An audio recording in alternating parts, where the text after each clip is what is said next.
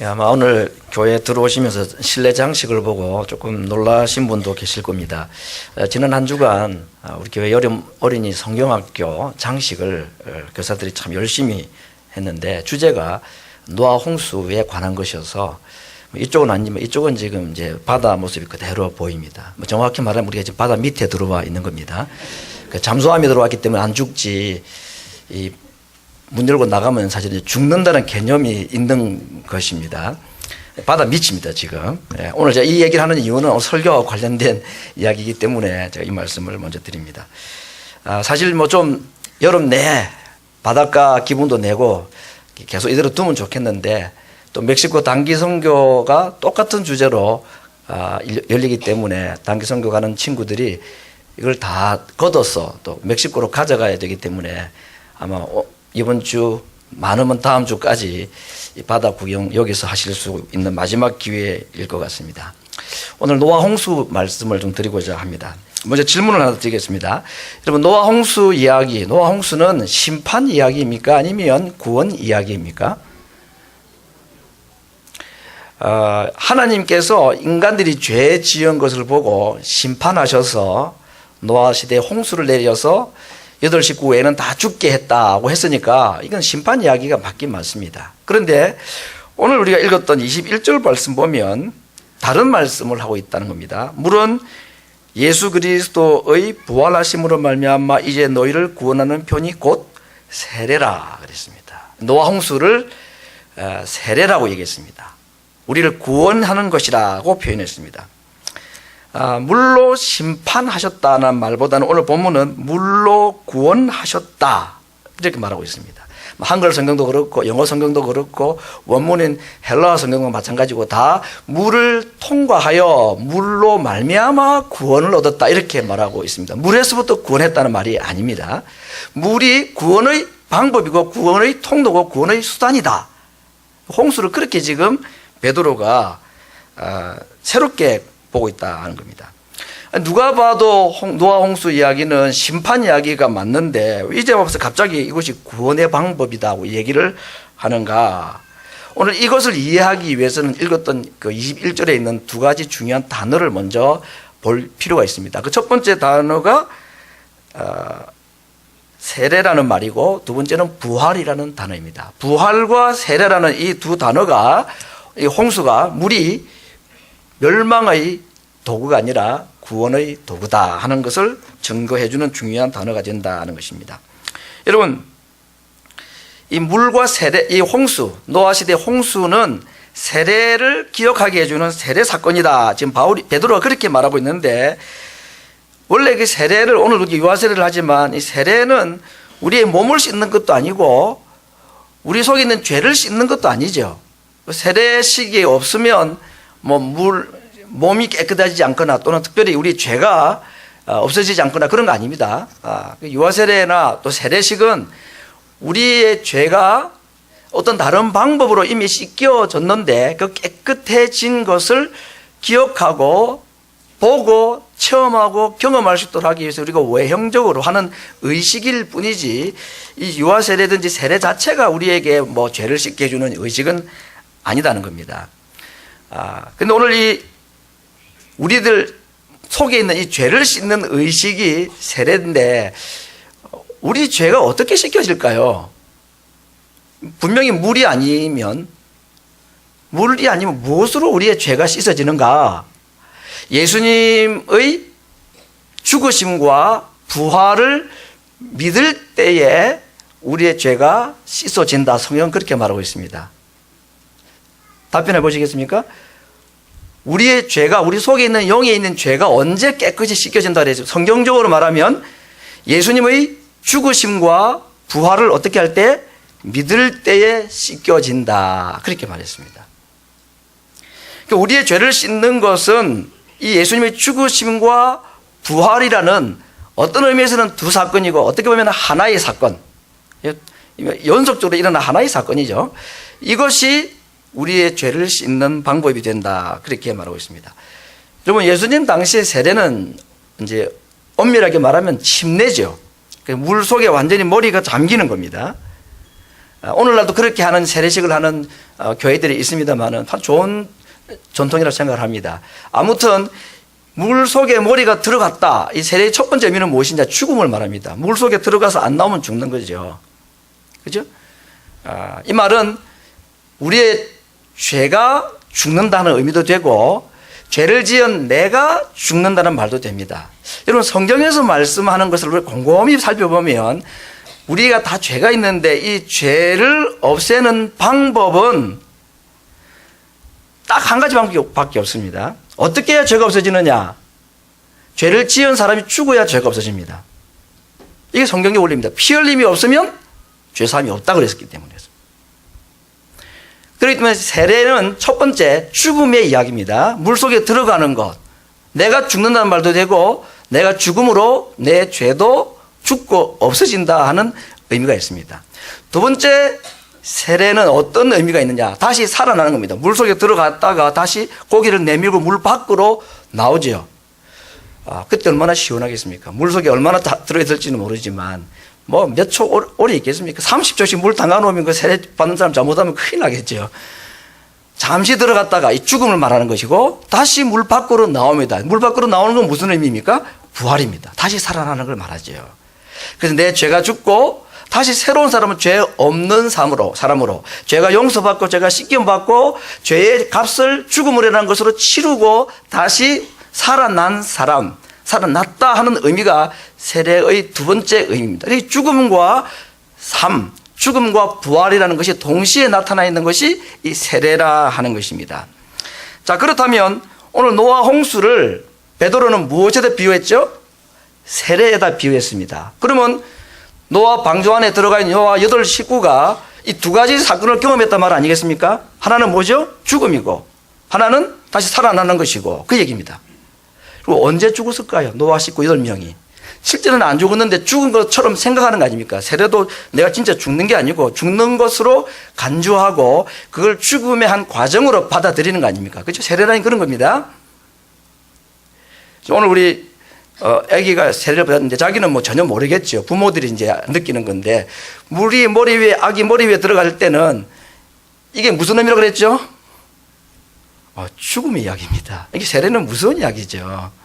그냥 셀리브레이션 해주고 박수 쳐주고 할 게 아닙니다. 다시 살아났으니까 물속에 잠겨있지 않고 다시 살아나니까 이게 축하할 일이고 감사할 일일 뿐이지 세례는 첫 번째는 죽음이라는 과정을 반드시 통과하고 난 다음에 누리는 생명을 말하기 때문에 노아 식구 8명이 방주 안에서 실제로는 죽지 않았는데 이들이 물로 말미암아 뭘 받았다 그랬죠?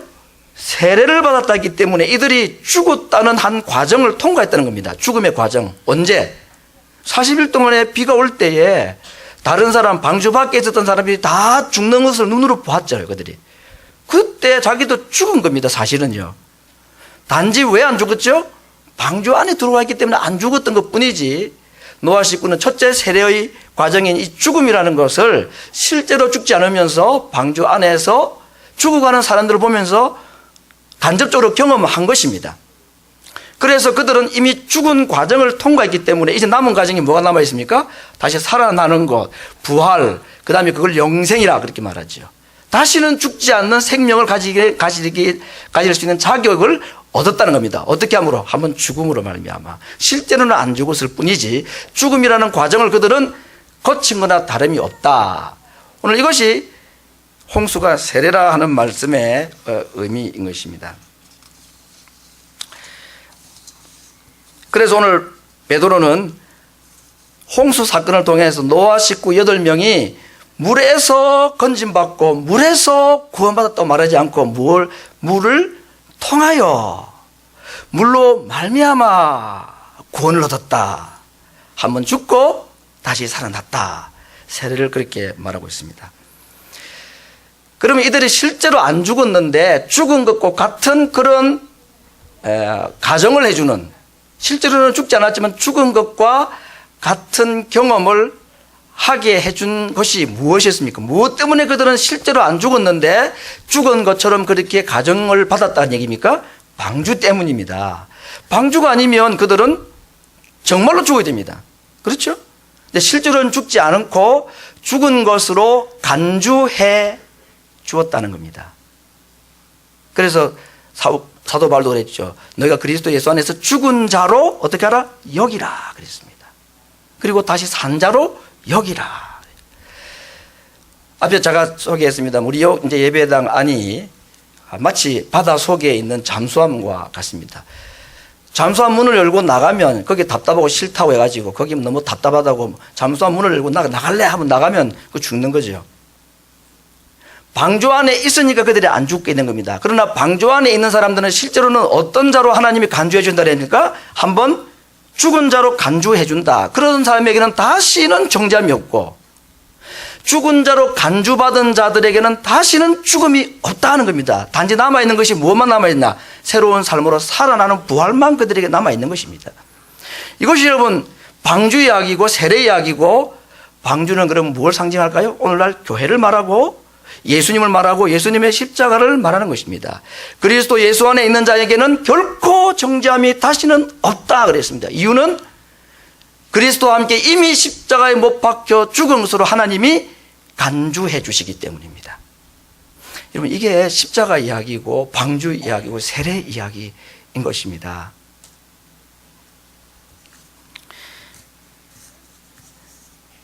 질문을 하나 더 드리겠습니다. 방주 안에 안 들어간 사람은 실제로 죽어야 되는데 방주 안에 들어간 사람은 죽지 않고도 어떤 자로 여김 받는다 그랬습니까? 죽은 자로 여김을 받는, 간주해 주는, 그래서 죽지 않아도 되는 기회와 은혜가 그들에게 있다 그랬는데, 노아 식구들은 왜 방주 안에 들어갔을까요? 그들이 다른 사람들보다 죄가 없는, 죄가 덜한 의인이기 때문일까요? 노아 식구 8명이 방주에 들어간 이유는 그들이 의인이기 때문입니까? 아닙니까?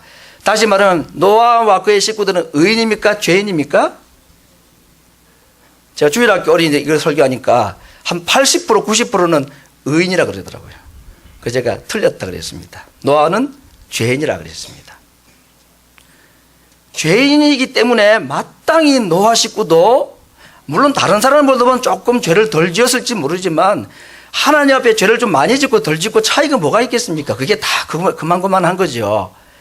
그 노아는 그가 죄를 덜 지었기 때문에 방주 안에 들어갈 수 있는 자격을 얻은 것이 아니었습니다. 그럼에도 불구하고 노아는 왜 그러면 방주 안에 들어갈 수 있는 자격을 얻고 하나님께서 그들을 방주 안에 들어가서 실제로 죽지 않고도 죽은 것으로 간주해 주는, 그래서 다시는 죽음을 맛보지 아니할 수 있는 특권을 가지도록 해 주셨느냐? 다른 사람보다 죄를 덜 지었을까요? 아닙니다. 창세기 6장에는 이 부분에 대해서 아주 간단하게 말씀하고 있습니다. 그러나 노아는 여호와께 은혜를 입었더라. 노아 식구는 왜 방주에 들어갈 수 있었습니까? 죄를 덜 지어서가 아니라 그들이 하나님께 은혜를 입었기 때문에 있습니다. 은혜라는 말은 자격이 도무지 없는데 하나님께서 베풀어 주시는 사랑, 이걸 은혜라고 부릅니다. 여러분, 은혜는 누가 필요한지 아십니까? 죄인에게 필요한 것이 은혜입니다. 의인에게는 은혜가 필요 없습니다. 스스로 구원할 수 있는 의인에게 왜 은혜가 필요합니까? 자기 혼자 구원할 수 있는데, 그런데 스스로 자기를 의롭게 생각하고 은혜가 필요 없는, 하나님의 은혜가 필요 없는 사람은 이 세상에 아무도 없기 때문에 모든 사람은 죄인이라 그랬습니다. 노아는 왜 방주 안으로 들어갈 수 있었습니까? 하나님께 은혜를 받았기 때문입니다. 노아는 왜 하나님의 은혜를 받았습니까? 노아는 죄인이었기 때문입니다. 죄인이 필요한 것이 은혜라는 겁니다. 이게 하나님의 복이고 하나님의 은혜입니다. 내 한 행실을 보면, 내 한 삶을 보면 하나님의 사랑을 받을 만한 자격이 없습니다. 방주 안에 들어갔다가는 하나님께 호출받아서 밖으로 끌려나갈 사람입니다. 그럼에도 불구하고 우리에게 하나님께서는 은혜 안으로 들어오라고, 방주 안으로 들어오라고, 예배당 안으로, 교회 안으로, 예수님을 믿는 믿음 안으로 우리를 불러주신 것은 하나님의 은혜가 풍성하기 때문인 것입니다. 노아는 죄인이어서 하나님의 은혜가 필요했고, 그래서 그가 방주에 초대받을 수가 있었다 하는 것입니다. 오늘 우리는 성찬식을 가지는데, 성찬식은 예수님의 십자가 사건을 떠오르게 하는 것이죠. 예수님의 피와 살을 생각하는 겁니다.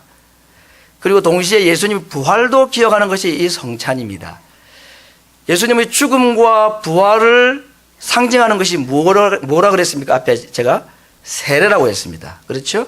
그런 점에서 저는 성찬식도 또 하나의 세례식이다고 말하고 싶습니다. 왜?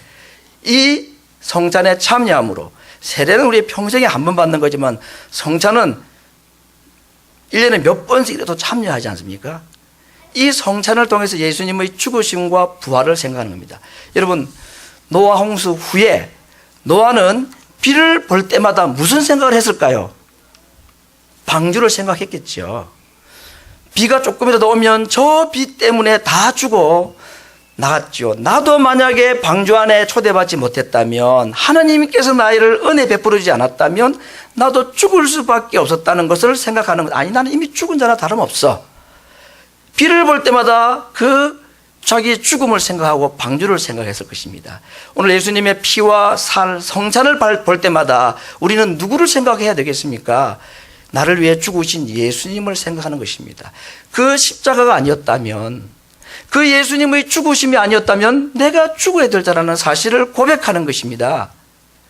그리고 동시에 다행히 내가 이 예수님의 피와 살을 믿는 것 때문에 내 죄를 용서해 주셨고 내 죄를 씻어 주셨고, 내가 예수님을 죽으신 예수님을 내가 믿는 순간에 나도 그리스도와 함께 십자가에 못 박혀 죽었다고 바울이 말했죠.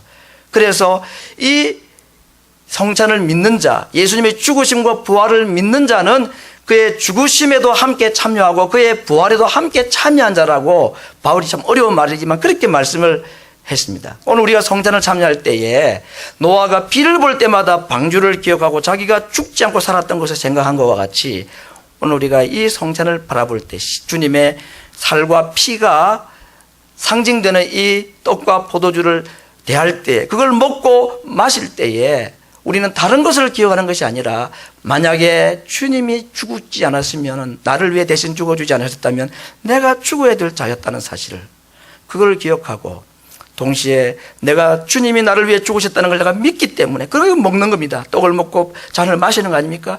그렇게 함으로 말미암아 우리에게 또 한 가지 확신을 가집니다. 나는 이제 그리스도 안에 있는 자이기 때문에 나에게는 절대로 정죄함이 없고, 나는 절대로 다시 지옥이라는 두 번째 죽음에 참여할 자가 아니라는 확신을 가지는 것, 주의 부활에 함께 참여한 자라는 사실을 확신하는 것, 이것이 오늘 우리가 주님의 피와 살을 대할 때에 가져야 될 은혜의 고백이 될 것입니다. 이제 오늘 유아 세례를 받고 또 성찬을 참여함으로써 물로 말미암아 구원받은 이 노아의 방주의 사건이 오늘 이 성찬식을 통해서도 내게도 그대로 일어나고 적용되는 것을 믿고, 주님 앞에 이 죽음에 참여하게 된, 주님과 함께 죽고 주님과 함께 다시 살아나는 이 부활에 참여하게 된 것이 얼마나 큰 은혜인지, 그건 내 자격 때문이 아니고 내가 남들보다도 더 열심히 교회를 다녔기 때문이 아니라 오롯이 죄인에게 베푸시는 하나님의 은혜 때문에 내가 이 방주 안으로 들어왔고 내가 이 주님의 피와 살에 참여하게 되는 은혜를 받은 것이라는 것을 고백함으로 주님을 기억하고 기념하는 복된 성찬의 시간이 되기를 바랍니다.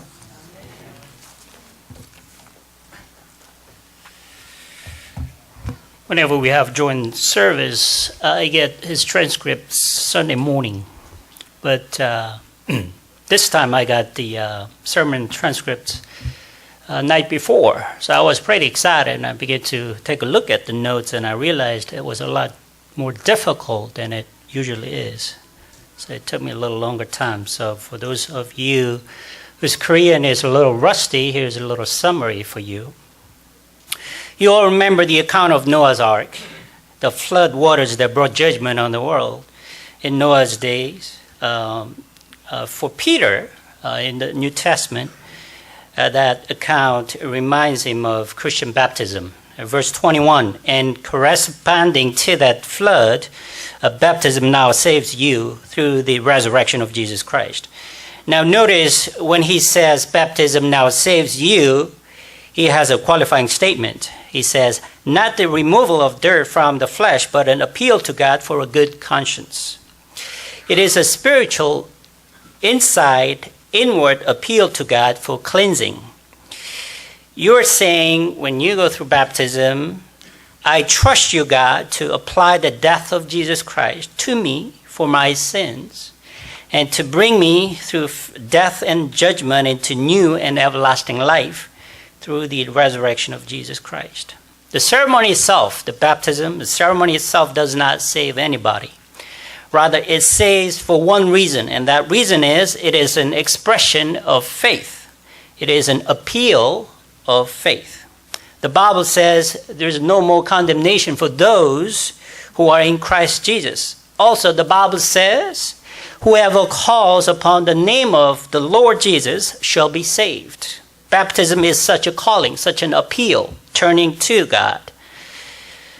When we have come through the water of baptism, we have passed through death and judgment.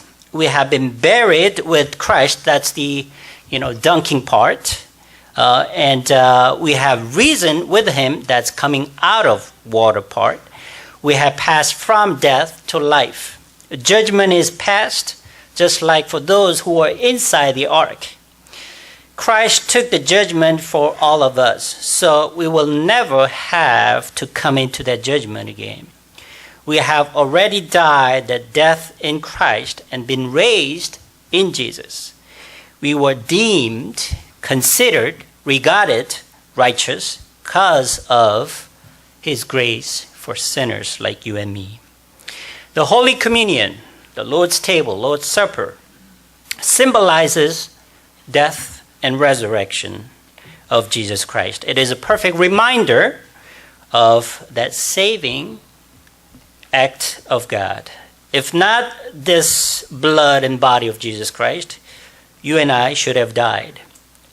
Just as if not the ark, Noah should have died, as well as his own family. But God showed his grace despite our unrighteousness. And it is the blood of Jesus Christ that made us righteous. It is the body of Jesus Christ that made us whole. We were deemed righteous because of that. So we come to the Holy Communion table in humility, and we participate with thanksgiving in our hearts for his grace, and we come in full confidence for the assurance of our salvation. Amen.